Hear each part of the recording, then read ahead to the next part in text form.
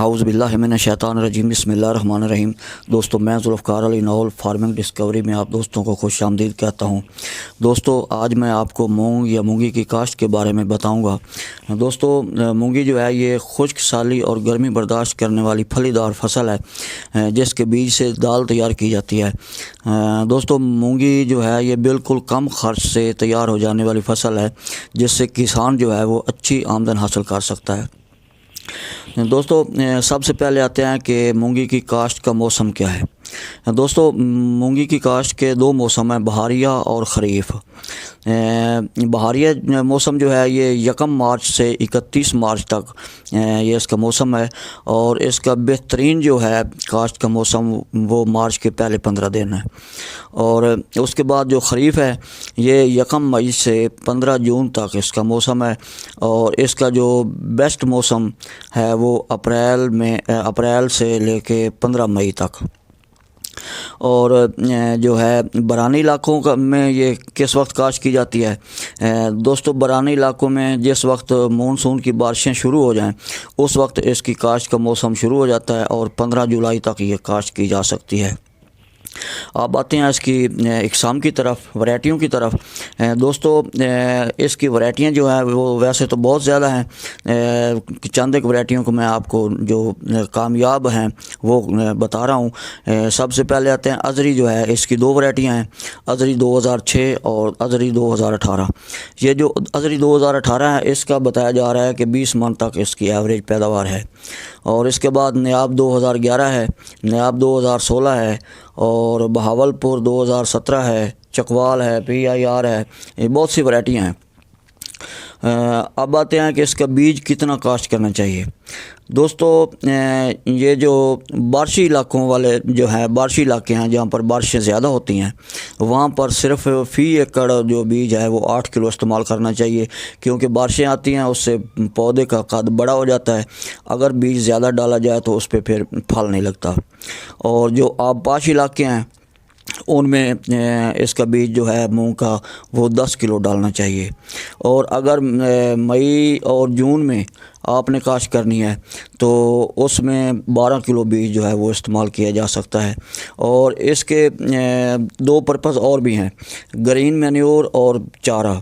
अगर आपने green manure के लिए और चारा के लिए मूंग इस्तेमाल करना है, काश्त करना है कि जानवरों को खिला लें या इसका जो है वो सब्ज़ खाद बना लें, उसके लिए 20 से 24 किलो फ़ी एकड़ जो है ये बीज इस्तेमाल किया जाता है।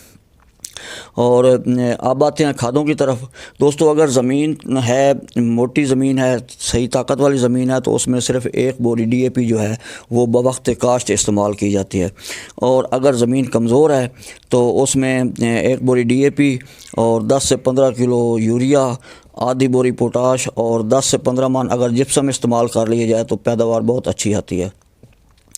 और इसके जो है पानी का शेड्यूल, दोस्तों वो क्योंकि ये वतर में काश्त किया जाता है, रोनी के बाद इसको काश्त करके उसके बाद इसका जो जब उगाव हो जाए मूंग का तो 3 हफ्ते के बाद, तकरीबन 3 हफ्ते के बाद इसका जो है वो पहला पानी और 2 या 3 हफ्ते छोड़ के फिर दूसरा पानी, और उसके बाद जब फूल लगें और फली लगे उस वक्त इसको पानी लाजमी चाहिए। मगर ज़मीन की सूरत हाल और मौसम जो है वो देख के इसको पानी लगाना चाहिए, क्योंकि अगर इस मूंग को पानी ज़्यादा लग जाए तो या बारिशें ज़्यादा हो जाएं तो फिर फल पर असरअंदाज हो जाती हैं, फल नहीं लगता, पौधे का कद ज़्यादा हो जाता है।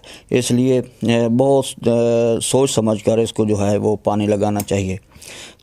अब आते हैं कि इसकी मूंग की जड़ी बूटियाँ जो इसमें उगाव हो जाता है उनका तदारुक कैसे किया जाए।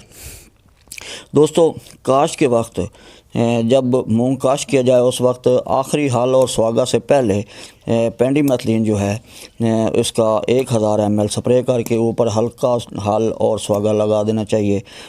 और अगर आपने छट्टा से काश्त किया है तो फिर भी, और अगर आपने ड्रिल से काश्त किया तो फिर भी इस तरह करके ऊपर से ड्रिल कर दें।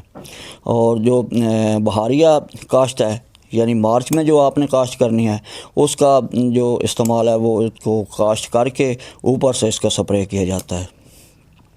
और अगर आपको ज़मीन में डीला और तांदला उगने का चांस है, आपको महसूस होता है कि इसमें पहले डीला और तांदला उगता है, तो इसी तरह एस मेटाक्लोर जो है वो 800 ml स्प्रे किया जा सकता है, जिससे डीला और तांदला जो है उस पर कंट्रोल हासिल किया जा।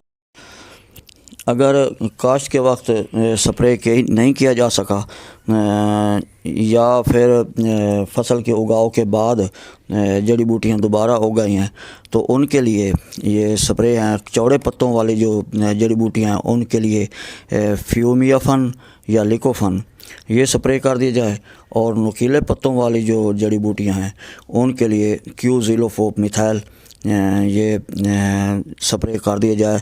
मगर ये इसको करने का टाइम क्या है, जिस वक्त पहला पानी लगा दिया जाए उसके तर में हालत में ये स्प्रे किया जाए, तो इन जड़ी बूटियों पर भी कंट्रोल हासिल किया जा सकता है। दोस्तों, ये मूंग की फसल जो है ये 60 दिन से लेके 110 दिन तक तैयार हो जाती है।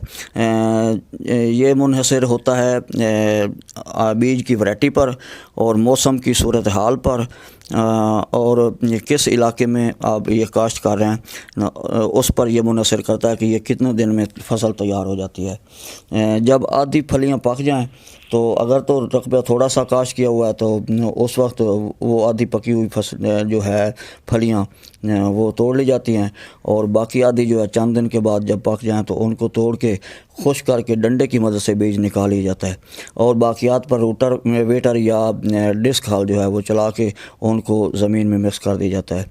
और अगर फसल ज़्यादा ज़मीन पर काश्त की गई है तो सारी फसल को अच्छी तरह तैयार होने दें, पकने दें। उसके बाद दो तरीके हैं उनके, या तो हार्वेस्टर से उसकी कटाई कर ली जाती है, या फिर उसको कटाई करके थोड़ी थोड़ी छोटी छोटी डेरियाँ लगा के खुश्क करके अच्छी तरह उसको थ्रेशर में जो है वो डाल के बीज निकाली जाता है। और दोस्तों, ये याद रहे कि थ्रेशर में वही जाली इस्तेमाल होती है जो गंदम के लिए इस्तेमाल की जाती है। इसमें जाली की तब्दीली जो है वो नहीं की जाती, उसी जाली में इसको भी जो है गहाई की जा सकती है। दोस्तों, इस तरह 10 मन से लेके 20 मन तक फी एकड़ पैदावार हासिल हो सकती है। ये भी मुनहसर है सीड की क्वालिटी पर और वैरायटी पर और मौसम की सूरत हाल पर और हमारी मेहनत पर कि हम कितनी पैदावार ले सकते हैं। दोस्तों, अब आप दोस्तों से इजाज़त चाहता हूँ। अल्लाह हाफिज़। पाकिस्तान जिंदाबाद।